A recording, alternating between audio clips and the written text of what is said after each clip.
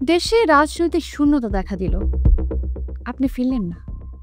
প্রতিশোধের আগুনে নির্বিচারে মানুষ মরল, তখনও ফিরলেন না। একদল অরাজনৈতিক ব্যক্তি এসে রাষ্ট্র ক্ষমতা দখল করে সংবিধান ফেলে দিতে চাইল, কোর্ট কাচারি তছনছ করল, আইনের শাসনের পরিবর্তে মবের শাসন কায়েম করল। তবুও আপনি ফিরলেন না। কয়েকশো কারখানা বন্ধ হলো, কয়েক লক্ষ মানুষ বেকার হলো। আপনি নির্বিকার। কৃষকেরা সার পাচ্ছে না, আপনার কিছুই যায় আসে না। নারীরা ঘর থেকে বের হতে পারছে না, আপনি দেখেও দেখেন না। অভাবে গরিব মানুষের পেট আর পিঠ এক হয়ে যাচ্ছে, আপনি চুপ থাকার সিদ্ধান্ত নিলেন। অনির্বাচিত সরকার বিদেশিদের হাতে বন্দর তুলে দিচ্ছে, একটার পর একটা গোপন চুক্তি করছে, দেশকে যুদ্ধে জড়াচ্ছে। আর আপনি রয়ে গেলেন লন্ডনে। আপনার দলের বড় বড় নেতাদের নিয়ে অনলাইনে অফলাইনে নোংরামি হলো, তাদের বাসার সামনে মব হলো, পিটিয়ে বেহেশতে পাঠানোর হুমকি দিল। আপনি কিছুই করলেন না।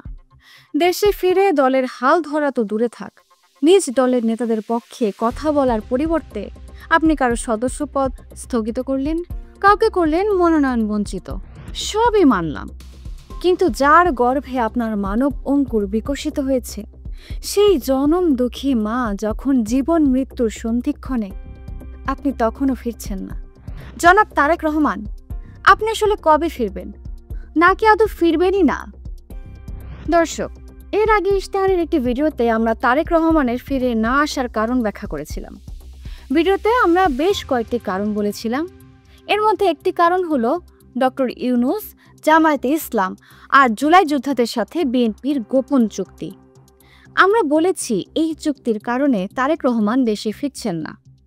তারেক রহমান দেশে ফিরলেই চুক্তি ভঙ্গ হবে, ডক্টর ইউনূস পরিণত হবেন নিছক এক পুতুলে, আর রাষ্ট্রের সকল ক্ষমতা এসে ঘনীভূত হবে তারেক রহমানের পায়ের কাছে।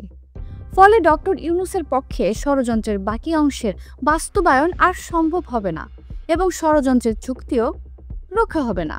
তারপর বলেছিলাম মুচলেকার কথা।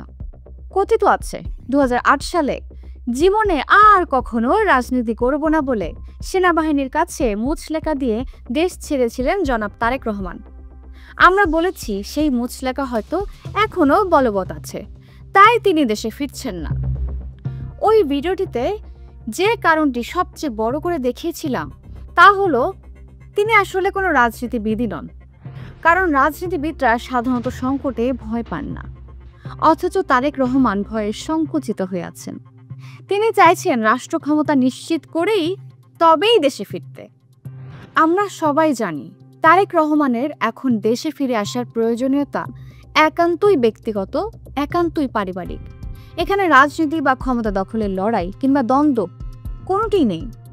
মায়ের অসুস্থতার ইস্যুতে বর্তমানে তার কোনো রাজনৈতিক প্রতিপক্ষ নেই।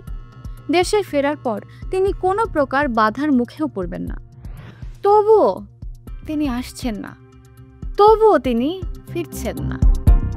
অবশ্যই কৈফিয়তও তিনি দিয়েছেন। 28 নভেম্বরে তিনি ফেসবুকে একটি পোস্ট দেন। পোস্টে ছিল এমন সংকটকালে মায়ের স্নেহ স্পর্শ পাবার তীব্র আকাঙ্ক্ষা যে কোনো সন্তানের মতো আমারও রয়েছে, কিন্তু অন্য আর সকলের মতো এটা বাস্তবায়নের ক্ষেত্রে আমার একক সিদ্ধান্ত গ্রহণের সুযোগ অবারিত এবং একক নিয়ন্ত্রণাধীন নয়। স্পর্শকাতর এই বিষয়টি বিস্তারিত বর্ণনার অবকাশও সীমিত। রাজনৈতিক বাস্তবতার এই পরিস্থিতি প্রত্যাশিত পর্যায়ে উপনীত হওয়া মাত্রই স্বদেশ প্রত্যাবর্তনে আমার সুদীর্ঘ উদ্বিগ্ন প্রতীক্ষার অবসান ঘটবে বলেই আমার পরিবার আশাবাদী। হ্যাঁ, এটা ঠিক যে বিগত আওয়ামী লীগ সরকারের আমলে দেশে ফিরলে তাকে কারাগারে প্রেরণ করা হতো। আওয়ামী লীগের কেউ কেউ হয়তো 21 আগস্টের গ্রেনেড হামলার প্রতিশোধ নিতে চাইত। সঙ্গত কারণে এই পুরোটা সময় তিনি নিরাপদে বিদেশে অবস্থান করেছেন। কিন্তু এখন তো বিএনপি সমর্থিত সরকারি ক্ষমতায়। বিএনপি জুলাই অভ্যুত্থানের সবচেয়ে বড় স্টেক হোল্ডার। কে না জানে আওয়ামী লীগহীন নির্বাচনে বিএনপির জয় নিশ্চিত এবং তারাই সরকার গঠন করবে। তাহলে তিনি দেশে ফিরছেন না কেন?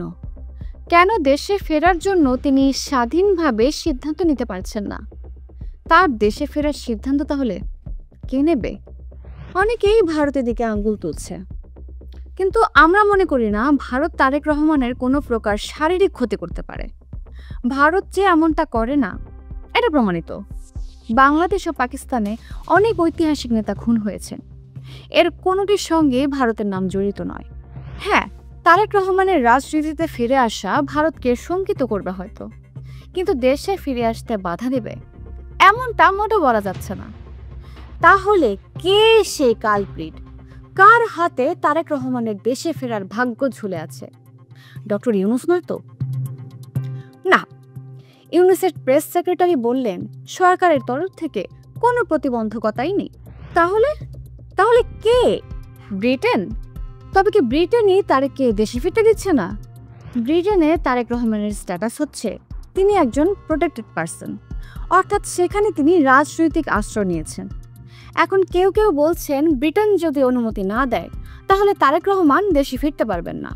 কথাটি একেবারে মিথ্যে নয়, আবার লোকে যেমনটি বলছে সেরকমও নয়। আসলে তিনি কোন অসুবিধার কথা উল্লেখ করে ব্রিটেনের রাজনৈতিক আশ্রয় নিয়েছেন সেটি হলো মূল বিবেচ্য বিষয়।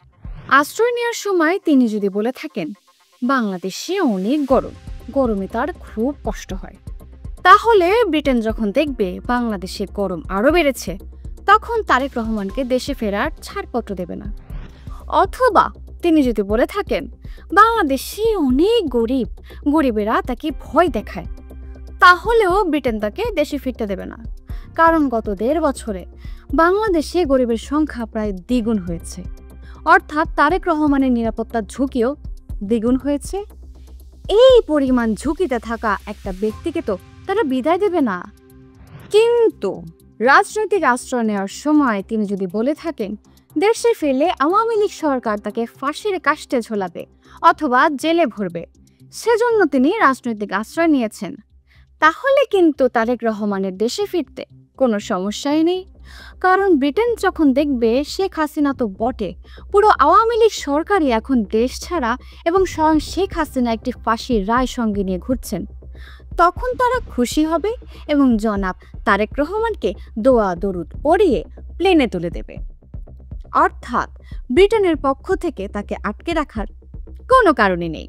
তবে হ্যাঁ, ব্রিটেন এবং ব্রিটেনের মিত্র, বিশেষ করে যুক্তরাষ্ট্র যে কিনা আবার ভারতেরও কৌশলগত বন্ধু, সেই যুক্তরাষ্ট্র যদি তারেক রহমানের দল বিএনপিকে এখনও সন্ত্রাসী সংগঠন হিসেবে বিবেচনা করে, মানবতার শত্রু কিংবা আঞ্চলিক ভারসাম্য বিনষ্টকারী হিসেবে দেখে, তাহলে কিন্তু ব্রিটেন তারেক রহমানকে ছাড়বে না। হ্যাঁ, তাকে বন্দী হয়তো করবে না, কিন্তু দেশে ফিরে একজন ম্যাড প্রাইম মিনিস্টারও হতে দেবে না। দর্শক, খালেদা জিয়া আমাদের দেশের একজন গুরুত্বপূর্ণ নেতা। তিনি 2 বারের পূর্ণ এবং 1 বারের খণ্ডকালীন প্রধানমন্ত্রী। 90-এর গণ অভ্যুত্থান থেকে শুরু করে এ দেশের একাধিক ঐতিহাসিক আন্দোলনে তার বলিষ্ঠ ভূমিকা আছে। কিন্তু এসবের বাইরেও তিনি একজন মানুষও বটে। তিনি একজন স্ত্রী, একজন মা। আমরা প্রত্যেকেই কারো না কারো সন্তান। আমরা জানি মায়ের সাথে সন্তানের সম্পর্ক কেমন হয়।